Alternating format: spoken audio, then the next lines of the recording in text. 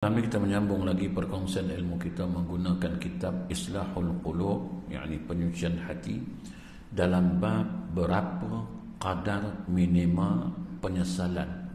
Sebab dalam syarat taubat hari itu disebutkan yang menjadi hak Allah Ta'ala, pertama menyesalah, kedua berhenti dari melakukan dosa, yang ketiga bertekad untuk tidak mengulangi lagi. Namun berapa kadar minima penyesalan itu? Jadi kalau kita tengok trilogi syarat taubat itu termasuk amalan hati, kan? Taubat ialah amalan hati.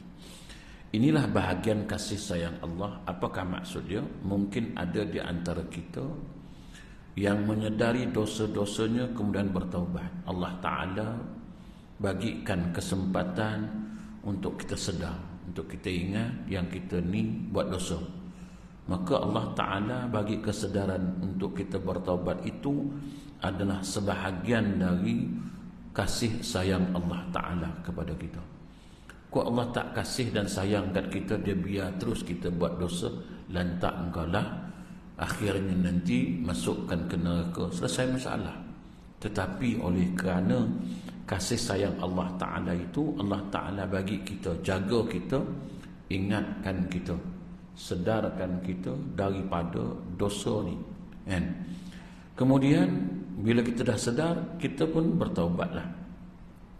Kemudian kasih sayang Allah Ta'ala lagi ialah taubatnya diterima dan kesalahannya dihapuskan. Allah Ta'ala Maha penerima taubat.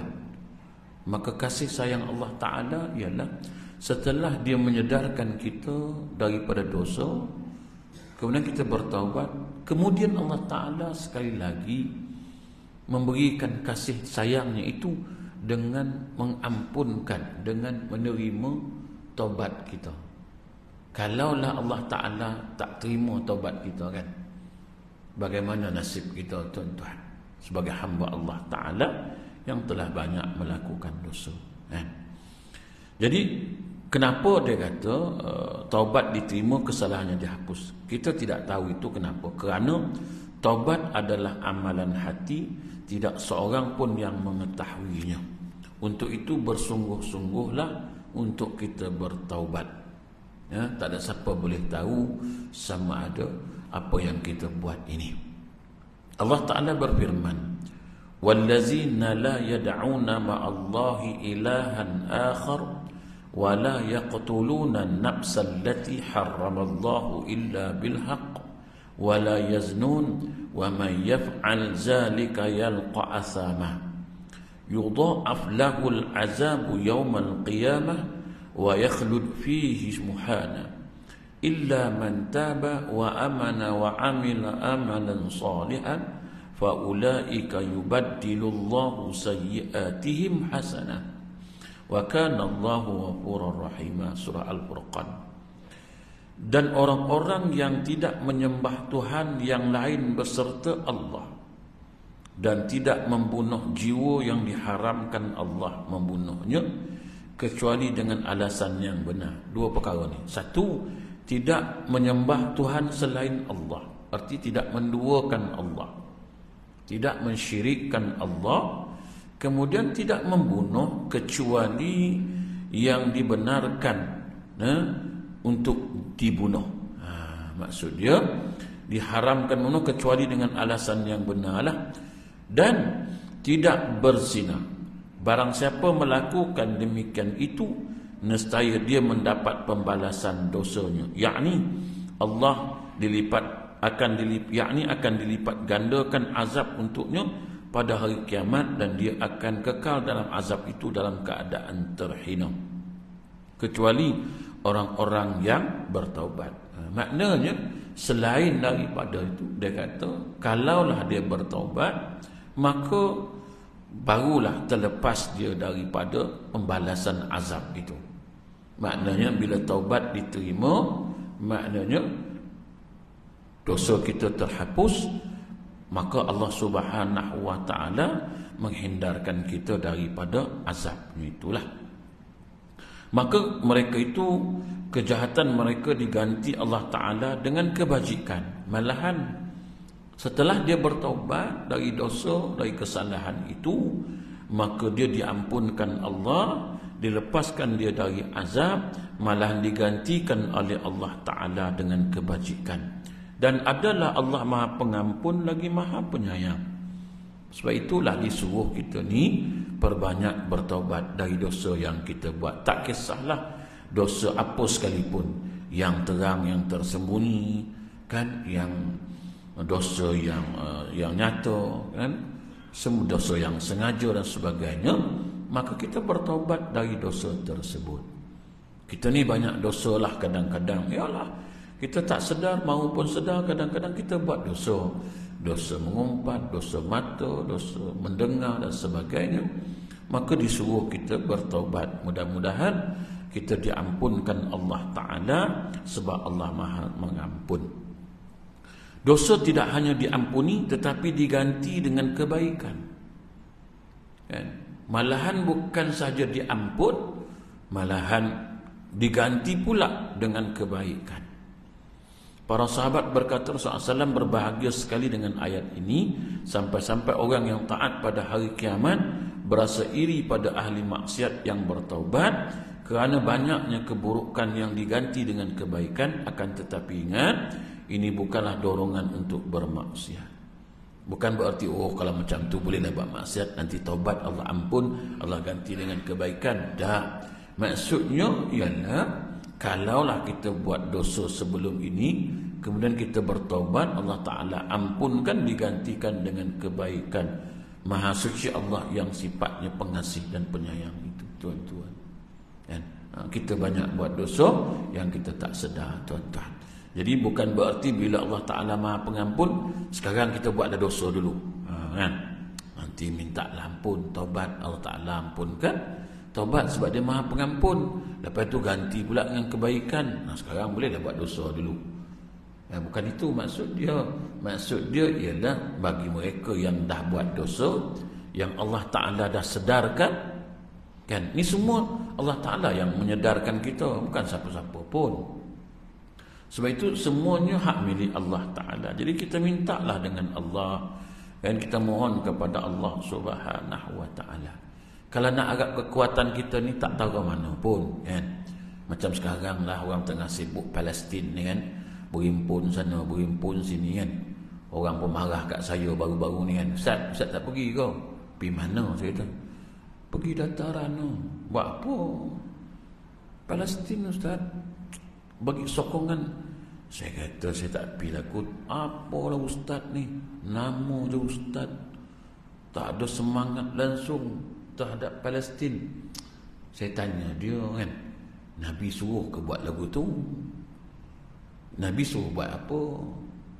Nabi bukan suruh kita berimpun macam tu, kan? Nabi bukan suruh kita berimpun, cakap. Mana Yahudi takut pun. Tak ada pun tuan-tuan berimpun puluh ribu pun Yahudi tetap menyerang tak? Tak ada berhenti pun, kan? Tengah-tengah berimpun dia nyerang juga. Lepas tu lepas berimpun tak kat gambar selfie, kan? Lepas tu apa benda? Yahudi kata, sudahlah, kau tak berimpun lah. Kau berimpun nak aku heran. Yang Nabi sebut dalam hadis, Yahudi ni takut apa? Andai kata umat Islam dah mula memenuhi masjid, solat berjamaah, subuhnya macam hari Jumaat, yang ni aku angkat tangan, yang ni aku takut. Patutnya kita seru seluruh dunia Islam ini, penuhkan masjid surau, solat berjamaah 5 waktu macam hari Jumaat, bermunajat, minta tolong dengan Allah, berdoa kepada Allah. Takkanlah dari berjuta umat yang duduk dalam rumah-rumah Allah, tak ada seorang pun doanya diangkat oleh Allah. Kalau Allah Ta'ala nak tolong, dia hantar puting beliung je, tornado je dia hantar. Dia gulung sekali Tel Aviv. Dia hantar burung, tuan-tuan, komun tutup langit di Tel Aviv. Tuan, kita, alah tuan-tuan, takat berimpun ni apa sangat Yahudi, kan? Yahudi kan apa, tuan-tuan, kan? Nak suruh boykot, jangan makan McD, Jangan makan Starbucks. Makan aja lah. McD jangan makan. Ni orang berimpun marah ni kat aku ni kalau aku cakap lagu ni kan. Jangan makan McD. Alah, besok bila kita jangan makan, kita boykot. Lepas tu McD bagi tahu sarapan percuma di McD 3 hari berturut-turut. Beratus. Pak Haji pun pergi semua. Mana Haji? McD. Yahudi ni free. Yahudi bukan buat perancangan 2 minggu lepas. Yahudi buat perancangan puluh tahun dulu. Dia dah tebarkan makanan. Semua yang menyebabkan kita lalai, jauh dari Allah, jauh dari Quran, semua dah kita telan. Sampaikan kasih sayang pun dah tak ada. Punya dahsyat Yahudi buat kat kita ni, sampaikan silaturahim pun boleh putus. Punya dahsyatnya Yahudi buat ni, sampai kita lupa kaum kerabat. Tuan-tuan, ingat Yahudi bodoh ke apa? Tuan-tuan, dia ada satellite tuan-tuan. Rumah tuan-tuan tu pun dia boleh tengok tu. Tuan-tuan tengok Google Map tu. Mana surau Najahiyah? Tak, tekan, tepat pergi. Lepas tu tengoklah view dia punya gambar surau tu. Habis gambar surau tu dia tunjuk. Yahudi buat. Apa tujuan dia? Dia nak tengoklah, nak monitor Islam ni. Aku nak tengok masjid kau penuh kau kosong. Kalau penuh masjid kau orang ni, surau kau orang ni, aku angkat tangan lah. Tapi kalau padang je penuh masjid tak, dia senyum je, tetap menyerang. Ada dia kan? Tuan-tuan nak minta tolongan siapa? Amerika. Nak minta tolongan siapa? PBB. Itu sepupu dia. Sepupu sepapat. Takkan dia nak ni kat kita. Dia mestilah tolong sepupu dia. Nak tolong kat Amerika. Pada aku tolong kau orang Islam, biar aku tolong sepupu aku tu. Aku hantar senjata lagi. Kita minta tolongan Allah Ta'ala. Orang Palestin tak minta kita berhimpun. Orang Palestin minta kita mendoakan mereka. Aku mengharapkan doa kau orang. Bukan aku suruh harap kau berlunggu kat padang tu. Aduh, marah kat aku tak pergi. Cakap, bukan situ yang kau pergi. Ajak masjid surau ni penuh. Subuh kita macam hari Jumaat melempah dia. Nak tengok satu dunia ini, orang Islam dah mula sekonyong-konyong pergi masjid surau semua, sembahyang berjamaah, menadah tangan pada Allah. Nak tengok Yahudi pasang satelit, dia tengok risau ke tak? Bimbang ke tak dia? Oh, orang Islam dah mula satu arah kiblat, bersatu sungguh dia. Oh, dia tak boleh jadi. Ini 10,000 belonggok kat badan.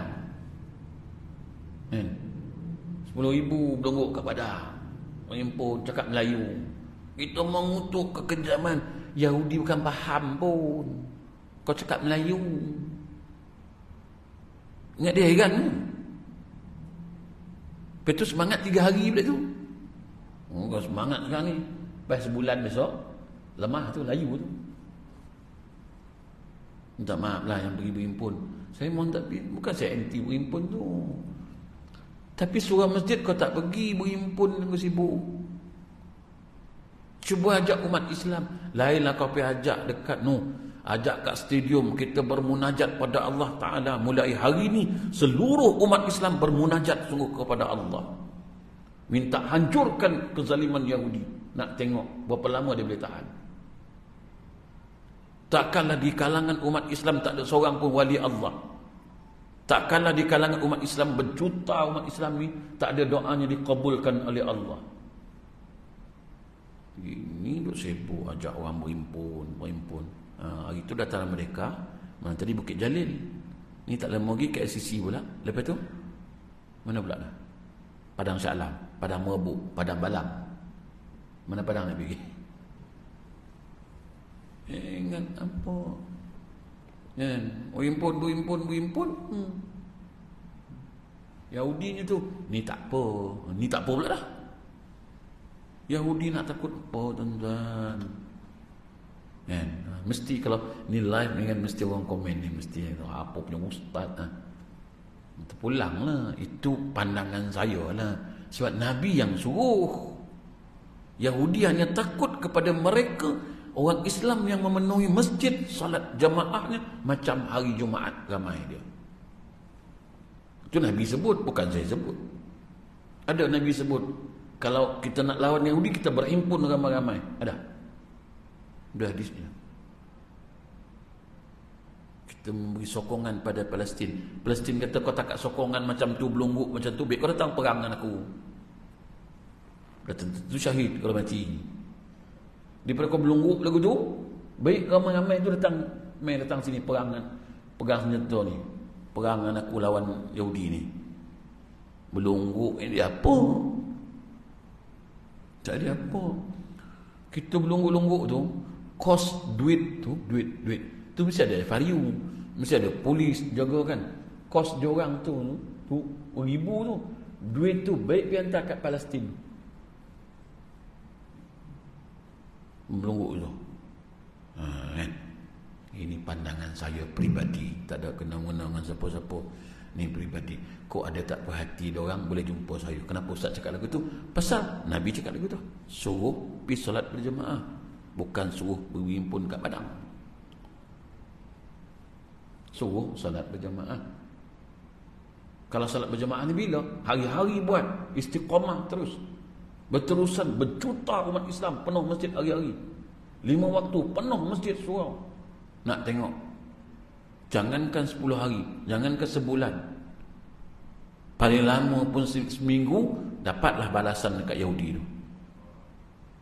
Ini berhimpun bunuhnya 700 orang. Berhimpun dibedilnya hospital. Berhimpun tembak tu. Takut berhimpun kat kita jatuh. Tengah berhimpun. Qalu inna lillah. Kan? Itu pandangan saya dah tak tahulah kan. Tak tahulah tuan-tuan macam mana Haji. Kan? Berhimpun. Saya cakap ni pasal dia marah kat saya. Pasal apa Ustaz tak pergi? Aku cakap pergi mana? Kan? Pergi selfie. Yahudi kata sudahlah, aku tutup internet ni, kau tahu. Aku tutup internet ni 1 hari, bangun lupa kau orang buat kerja tak boleh. Kan? Allahu Akbar. Kadang-kadang kita buat benda silap tuan-tuan. Lain yang Nabi suruh, lain yang kita buat. Akhirnya tak berjaya lah. Tuhan kata oleh kerana kau rasa kau hebat, boleh menentang Yahudi dengan cara macam tu, buatlah.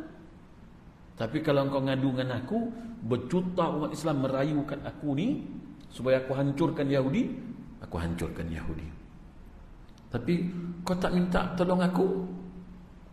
Kau kata dengan perhimpunan tu nanti Yahudi berhenti nak membunuh. Kan? Itu pandangan saya lah. Tuan-tuan tak boleh marah lah. Yang komen dalam ni pun nak komen-komen lah. Saya tak kisah pun. Nanti aku tengoklah komen-komen tu kan. Dia apa dia komen, ustaz ni memang mangkuk lah, tak kisah pun. Tak ada apa pun. Tu pandangan saya. Kau nak ikut, tak nak ikut sudah. Kan? Sebab bagi saya, biarlah buat ada manfaat. Dan buat tak ada manfaat, baik tak payah buat. Lainlah kau tuan-tuan berhimpun, berjuta berhimpun, Yahudi berhenti daripada melakukan serangan. Okey. Tak ada apa pun dia. Kan? Kemudian Nabi SAW bersabda, pada hari kiamat didatangkan seorang laki-laki yang dikatakan kepadanya, nampakkanlah oleh kamu dosa kecil yang dilakukan. Maka dinampakkan dosa kecil dilakukan dan dosa besarnya ditutup. Dikatakan kepadanya, kamu lakukan pada hari ini dan ini serta ini. Dia mengaku tidak mengingkari, sedang dia ditutup dari dosa besar, sehingga dikatakan kepadanya, gantilah keburukannya dengan kebaikan. Dosa kecil yang dia nak tengok ni tuan-tuan. Kata Nabi, hari kiamat nanti didatangkan seorang laki-laki yang dikatakan kepadanya, nampakkanlah oleh kamu dosa kecil yang dilakukan, maka dinampakkan dosa kecil tu. Ni dosa kecil kamu, tapi dosa besar tak nampak. Sampailah datang, kata gantikanlah keburukan dengan kebaikan.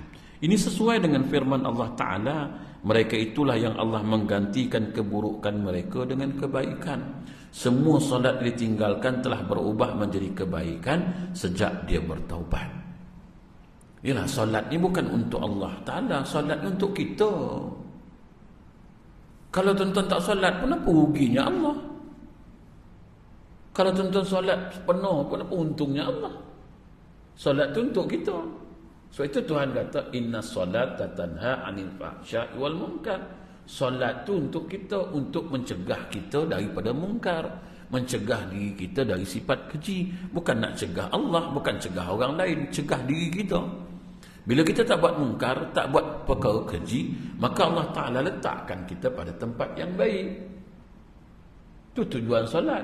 Kalau kita tak solat, kita buat mungkar, kita buat perkara keji, akhirnya Allah Ta'ala bagi azab. Sekarang ni solat untuk siapa? Solat untuk dia atau solat untuk kita?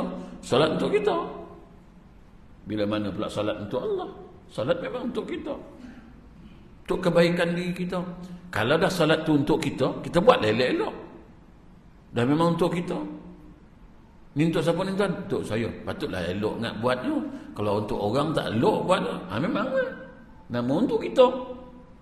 Kita buat untuk kita, teliti sungguh. Kan? Tapi cuba buat untuk orang. Kita masak untuk kita, sedap, jaga masak kan. Ni masak untuk asrama. Mantap kalau sempat campak pun kot kan. Nak tercampak getah ke apa dalam tu lantak. Budak makan-makan tengok-tengok getah. Ni apa ni? Yang dia buat untuk orang, bukan untuk dia. Kalau untuk dia, makan untuk dia, dia jagalah. Kan? Masak untuk diri sendiri. Memanglah nak buat yang terbaik, paling sedap nak buatnya. Cermat jaga, jangan ada benda-benda tak elok masuk kan.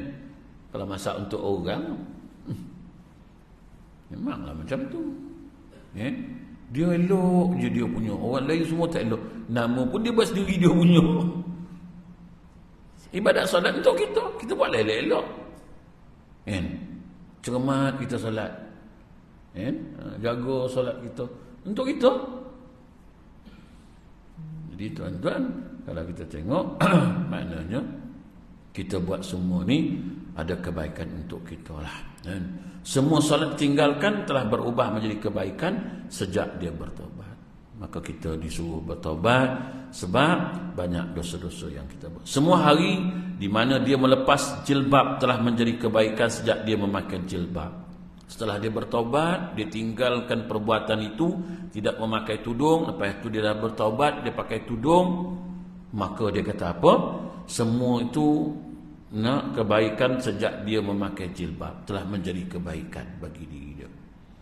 Sebab itu kadang-kadang ada orang perempuan kejap pakai, kejap tanggal, dah elok pakai tanggal lah pula dah. Lepas itu dah dapat musibah, pakai lah balik semula. Main-main lah. Main-main tuan-tuan. Kan?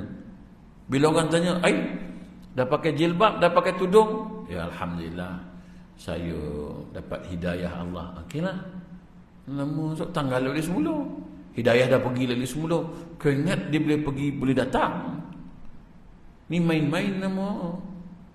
Nak berjilbab, jilbab betul-betul. Kan? Jangan main persenda-sendakan Allah. Kejap pakai, kejap tanggal, kejap pakai, kejap tanggal.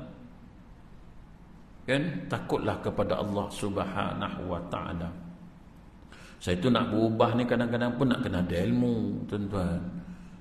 Kadang kita terlalu drastik nak berubah, ilmu tak ada. Kan? Tu yang rosak tu. Kadang ilmu tak ada, tiba-tiba nak berubah. Lepas tu berubah pula secara drastik, nak berubah, mengejut. Berubahlah sikit-sikit dulu, pelan-pelan lah. Kan? Jangan kita gairah sangat. Dah berubah sungguh ni, besok dah buka pula balik semula. Satu-satu buka, satu-satu buka. Masa berubah terus pakai nikab. Nampak biji mata ya. Lama besok tu dah tanggal lah purdah dia dah. Dah tanggal purdah pula dah. Pasal orang kata purdah ni tak wajib, tu yang ditanggal tu, tanggal pula dah. Besok dah mula tidur, dah pakai tudung berbelit dah. pusing sana, pusing sini. Ada mula dah. Dia mula serabut dah. Sebab itu tuan-tuan, jangan main-main dengan hak Allah Ta'ala. Bila kita dah bertaubat, kita tinggalkan semua tu.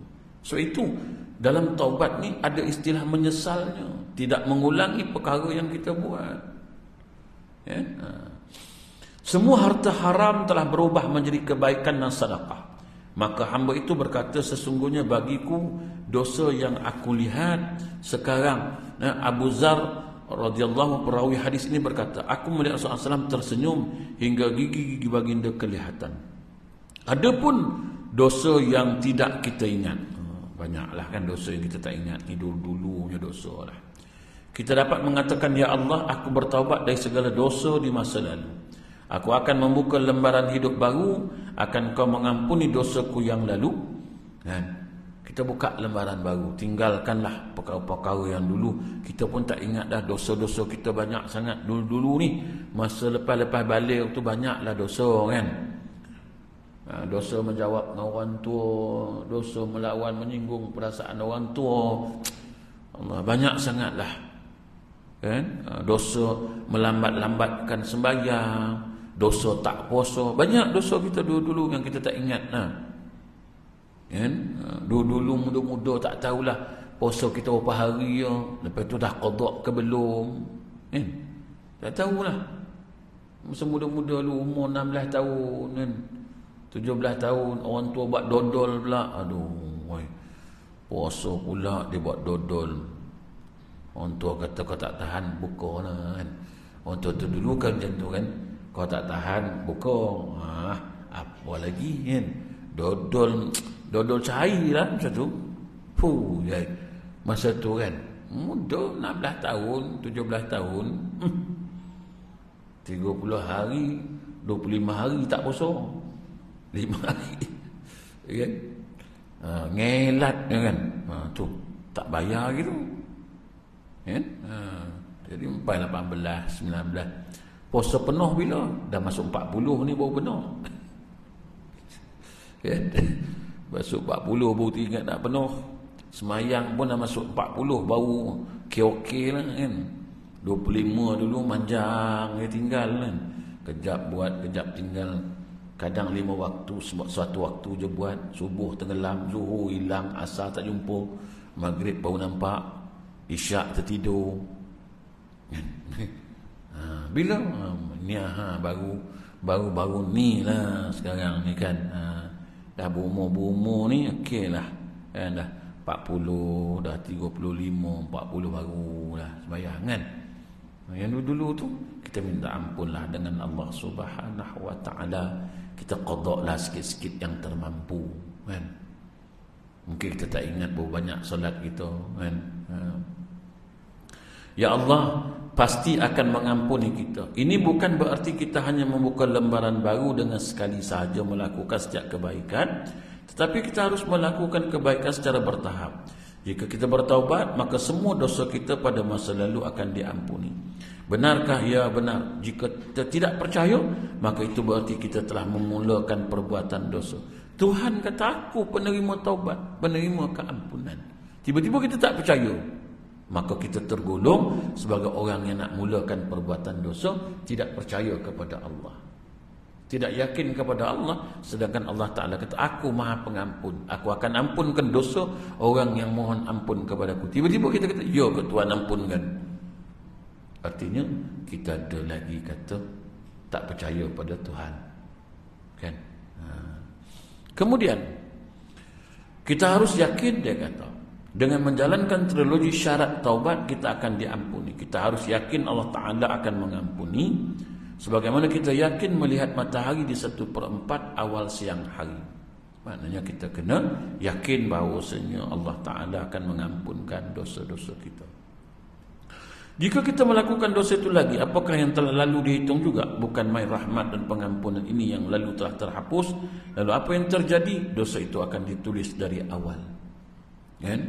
Maknanya bila kita buat situlah, dia macam orang bukan Islam lah kan. Bila dia masuk je Islam, semua dosa dia dulu dihapuskan oleh Allah. Eh, tetapi bila mana dia keluar balik pada Islam, Allah wa'azubillah, kan, maka dia dihitung oleh Allah dari mula dia buat tu lah, tuan-tuan, kan, na'udzubillah, kan. Kita berdoa pada Allah supaya Allah Ta'ala teguhkan hati kita ni, kan, sentiasa kita istiqamah dalam Islam. Biarlah kita mati, kata Allah, wala tamutunna illa wa antum muslimun. Janganlah kamu mati melainkan dalam Islam, tuan-tuan. Kemudian, jika kita keluar dari masjid lalu berkata, ya Allah, aku tidak akan menderhakai orang tua lagi, aku bertaubat dari derhaka pada orang tua, lalu pada keesokannya kita melakukan maksiat yang sama, apa yang akan ditulis? Maksiat awal akan ditulis maksiat pertama. Apakah ini berarti kita ketika aku keluar dari masjid lembaranku putih bersih? Ya. Jika aku mati setelah taubatku, apakah aku penduduk syurga? Yakinlah Allah akan memasukkan kita ke dalam syurga. Ya? Yakinlah kita kepada Allah bila setelah kita membersihkan diri kita dari dosa dengan cara bertaubat, minta ampun, maka Allah Ta'ala akan memasukkan kita ke dalam syurga, insya-Allah. Seorang laki-laki datang kepada Rasulullah SAW sering berkata, jika aku berbuat dosa, apakah akan ditulis? Rasulullah SAW menjawab, ya, akan ditulis. Dia bertanya lagi, bagaimana jika aku bertaubat? Rasulullah SAW menjawab, akan dihapus. Dia berkata lagi, bagaimana jika aku mengulangi lagi? Rasulullah SAW menjawab, akan ditulis. Dia kata lagi, ya Rasulullah, bagaimana kalau aku bertaubat? Rasulullah menjawab, akan dihapus. Laki-laki itu pun berkata, ya Rasul, sampai bilakah Allah Ta'ala akan menghapus? Rasulullah SAW menjawab, Allah tidak akan bosan memberi keampunan sampai bila pun, sehingga kamu bosan memohon keampunan. Allah Ta'ala tak pernah bosan untuk menerima keampunan kita. Dia yang takut, kita yang bosan nak minta ampun. Penat nak minta ampun. Takut tu je lah. Allah Ta'ala tak pernah penat untuk menerima keampunan dari kita. Hadis riwayat At-Tabrani dan Al-Hakim. Sebahagian orang mengatakan, aku menyesal, hatiku terasa perit, tetapi aku tidak mampu bertekad kuat, aku tidak mampu berjanji tidak mengulangi atau melihat dosa itu lagi. Saya katakan orang seperti ini berjiwa kerdil, ketahuilah kita hanya memiliki dua penyelesaian. Pertama, berdoa kepada Allah dengan bersungguh-sungguh agar diberikan nikmat taubat. Setelah kita bertaubat, kita berdoa supaya kita istiqamah di dalam bertaubat ini. Diberi nikmat kita bertaubat. Maksiat itu terpaut di hati, akarnya pun menghunjam keras ke dalamnya. Laki-laki yang menyukai wanita, mereka saling mencintai tanpa tali pernikahan, susah untuk dipisahkan lagi. Maka berdoalah dan katakan, ya Allah, bukalah hatiku, sadariku, berdoalah pada Allah dan katakan, ya Allah, tolonglah aku untuk memakai hijab. Berdoalah. Tidak ada cara lain, tuan-tuan. Semua ini memerlukan doa. Mohon kepada Allah Subhanahu wa Ta'ala. Tak ada cara lain untuk kita melepaskan diri kita dari dosa. Semua itu memerlukan pertolongan dari Allah. Sebab itu disebut kita berbanyaklah berdoa, mohon pada Allah Ta'ala, minta lindung kita dari dosa ini. Kemudian ketika kita mungkin bertanya, bagaimana maksiat keluar dari hati? Bagaimana aku taat kepada Allah? Ya, mungkin kita akan terus melakukan maksiat selama 4 sampai 5 tahun. Tetapi bersabarlah, ketuklah pintu-pintu Allah Ta'ala, maka Allah Ta'ala akan membukakan hatimu dan memberikanmu keteguhan untuk tidak mengulangi dosa. Jangan bosan, jangan jemu. Kita mohon pada Allah, mudah-mudahan Allah Ta'ala sentiasa membuka hati kita untuk terus melakukan taubat kepada Allah Subhanahu wa Ta'ala. Kita sentiasa mohon pertolongan Allah, mudah-mudahan Allah Ta'ala bukakan hati kita untuk sentiasa bertaubat. Kedua, dengan orang-orang soleh, mereka yang akan mengobarkan semangat, menguatkan keteguhan hati kita untuk bertaubat. Maka kita kena duduk dengan orang-orang soleh. Waktu isyak dah masuk, minta Bilal azan dulu.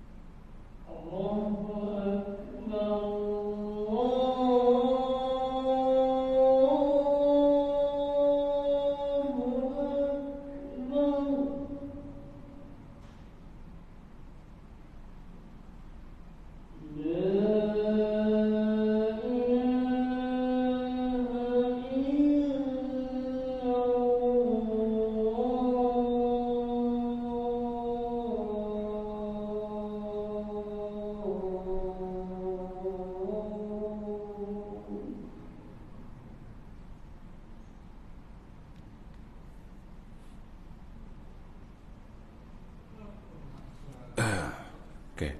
Baik, kita sambung balik tu nah. Sambung sikit lagi. Insya-Allah pukul 9 lah kuliah kita. Jadi yang keduanya ialah dengan orang soleh. Kita kena duduklah dengan orang soleh. Kalau kita dah bertaubat, kita kena duduklah dengan orang yang baik-baik. Janganlah pergi duduk dengan orang-orang yang masa lampau kita tu yang tak baik tu. Sebab kita payah nak berubah. Kan? Kita kenalah duduk dengan orang yang baik-baik untuk memberikan kita semangat kuat lagi tuan-tuan.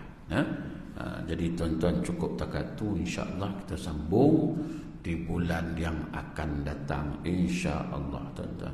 Jadi macam biasalah, siapa ni ada iklan umrah, siapa nak pergi umrah bersama saya pada bulan 2, 3 hari bulan 2, bolehlah berhubung dengan saya. Ini ada satu iklan, ini ada satu package. Ini bukan umrah, ini pergi apa, siapa-siapa berhajat nak pergi berjalan.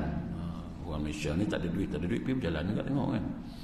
Ini ada satu iklan ni, melancong ke Padang Bukit Tinggi 4 hari 3 malam 25 hingga 28 November, deposit serendah 100 sahaja. Siapa nak pergi Padang lah tuan-tuan. Bila ni? 25, 28 November. Boleh hubungi siapa ni? Jom Kembara Travel. Jom Kembara Travel sini lah. Tuh, sesi 19. Sesi 20. Apa? Haji Main. Tu melancong ke Padang Bukit Tinggi. Tuan-tuan, saya nak pergi pun ni tempat kampung saya kan. Tok saya orang sini kan, orang Padang, orang Bukit Tinggi. Jadi sebab itu yang Minang tu kan. Cuma cakap Minangkabau tak tahu kan. Jadi siapa nak pergi, tapi tiket penerbangan pergi balik, hotel 3 malam termasuk sarapan pagi, makan minum sepanjang di sana, kenderaan, tiket masuk untuk lawatan sepanjang di sana, tour guide, tour leader berpengalaman. Bolehlah hubungi dia dan hubungilah Jom Kembara Travel, melancong ke Padang Bukit Tinggi. Kan? Sesekali jalan lah kan, duduk juga kat 19 ni apa yang tu kan. Dan saya ada bawa ubat mata.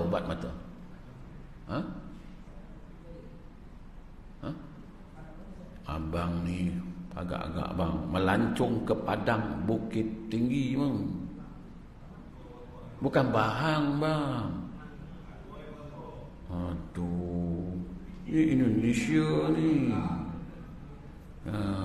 Kan? Abang mesti nak jalan tu, dia mesti nak jalan tu. Pergi telefon Jom Kembara, pergi jumpa pejabat dia, jumpa Haji Mail ni terus. Ji, aku nak pergi berjalan. Kan? 1,700 full board per pack. Kan? 1,700 okey lah, 4 hari 3 malam kan.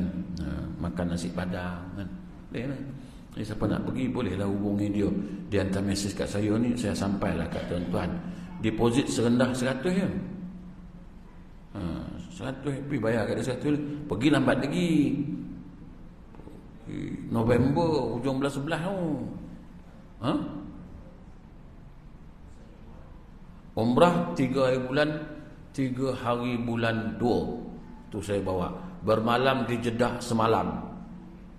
Lepas tu pergi Taif, lepas tu miqat di Qana Manazil, balik Mekah naik speed train dari Mekah ke Madinah, naik speed train 8,990 per pack untuk 4 orang sebilik. Bulan 2, 3 bulan 2. Siapa nak ikut saya? Tuan-tuan boleh hubungi saya lah, saya bawa. Ya? Sampai-sampai Jeddah, bermalam di Jeddah dulu. Rehat, duduk, makan dulu kan. Sebab kita bukan tahu Jeddah pun kan. Mana ada orang bermalam kat Jeddah tu. Sebab sejarah Jeddah pun tak tahu kan? Mana tahu sejarah Jeddah. Kita pergi je Jeddah, sejarah pun tak tahu. Hawa turun kat Jeddah pun kita tak tahu. Hawa ke bumi kat Jeddah pun tak tahu. Mana kita tahu. Kita tahu Mekah ya. Pergi Taif, mana? Pergi tu Masjid Abbas, pergi maktab, lepas tu makan sup kepala kambing. Tu je lah kan. Lepas tu pergi Kilang Ros, lepas tu makan nasi mandi. Tu je lah kan. Lepas tu balik pergi Madinah, tangkap gambar kat Bukit Uhud, pakai serban merah, buigal, kacamata hitam. Tanya ustaz, ada tokoh Arab tak ustaz? Hidung kau kemek, mana nak ada je. Anda sambut betul kan. Mampu duduk tengok muka main, letak igal atas kepala pakai serban merah main. Kacamata hitam. Habis-habis tangkap gambar jumpa aku. Ustaz, ada tokoh Arab tak ustaz? Mana? Ni. Kau muka Melayu, kau nak jadi Arab, hidung mesti pacak sikit, boleh sangkut seluar ya. Sebab tu saya malas bawa pergi ziarah. Saya kata apa?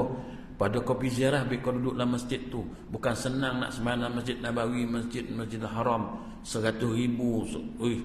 tuan-tuan nak dapat pahala semayang kat surau Najahiyah apa je dapat?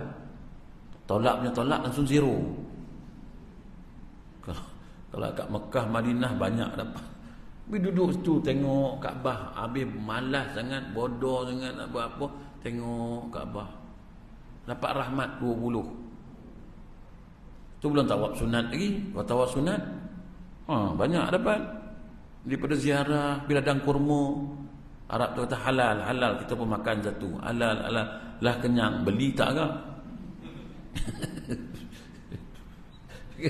Apa kata? Ya nak beli mahal tak? Ya nak beli. Kurma pun kurma lama. Ikut saya tak ada ziarah sangat tuan-tuan. Saya lebih pada duduk kat masjid. Saya suruh pergi duduk masjid dah. Duduk beramal kat masjid. Iktikaf besar pahala. 10 hari duduk kat Masjidil Haram, Masjid Nabawi. Masa tu lah gunakan 24 jam duduk. Zikir, baca Quran, sembahyang sunat, berdoa. Banyak tempat-tempat dalam tu mustajab. Itulah peluang kita. Kena pula duduk kat Multazam. Ya Allah, panggillah aku pergi haji tahun ni. Pop, makbul lah, terbuka pintu doa. Tiba-tiba dapat balik ke sini, terus dapat pergi haji pula. Haji, amin ni dulu. Pergi umrah. Saya kata doa haji, besok Tuhan panggil lagi. Doa tu dapat pergi haji. Daftar tidak, apa tak, dapat pergi haji. Tuhan kata, kalau aku manggil, tak payah daftar-daftar. Aku yang manggil. Tuan rumah manggil. Kau hantar je orang ni. Itulah guna dia. Ini dah sibuk. Nak pergi sana, nak pergi sini, pergi sana, pergi sini. Lepas tu penat. Lepas balik tu pergi tawaf pula. Dekat Zam-Zam Tower. Saya cuba cari itu, cari ini, cari. Ajar, haji, mari, tengok. Dah, tengok tu pula. Yang ku herannya, dalam gelap pun beli barang. Arab tu jual yang negro semua. Jualan gelapnya 10 rial. Baju pun hitam, dalam gelap, yang menjual pun hitam. Orang Melayu beli juga tu. Pasal 10 rial. Bawa balik tengok-tengok, ketiak pula koyak. Allah. Lepas tu tanya pula, Ustaz boleh pulang tak Ustaz? Boleh pulang. Keingat ni Malaysia. Tengah-tengah bagi duit 50 rial, kena ligan pula. Dah lesap 50 rial lesap, baju dapat dah. 50 rial pula lesap. Orang suruh beramal, orang suruh lain. Tapi tak apalah, tuan-tuan pergilah. Dia siapa nak ikut bulan 2 ikut saya. Jadi dan yang akhirnya siapa nak minyak, siapa nak ubat mata, penawar mata air Zam-Zam 100%. Ni mahal ni, RM25. Tapi air Zam-Zam dekat Mekah 8 rial satu botol, 5 ml. Sampai sini aku tanya RM180. Ni sebotol RM25. Penawar mata Zam-Zam, air Zam-Zam 100%. Tapi bagus ni untuk silau, untuk gatal-gatal mata, untuk dia bukan ni, dia untuk orang macam rabun. Dia bagus ni. Tapi dia kena pakai selawat. Dia selawat 3 kali. Tak tahulah, air Zam-Zam tu satu bab lah, selawat tu kot. Tapi pedih lah mula-mula. Makna kalau banyak dosa mata, pedih lah. Kalau dosa kurang, tak ada lah. RM20 siapa nak, ada saya ada bawa. Dan juga saya ada buat minyak wangi Raudah. Saya ada bawa minyak wangi kasturi. Saya ada bawa ubat gatal, krim kulit untuk gatal-gatal terbaik punya daripada China. Tanya pula halal ke haram Ustaz?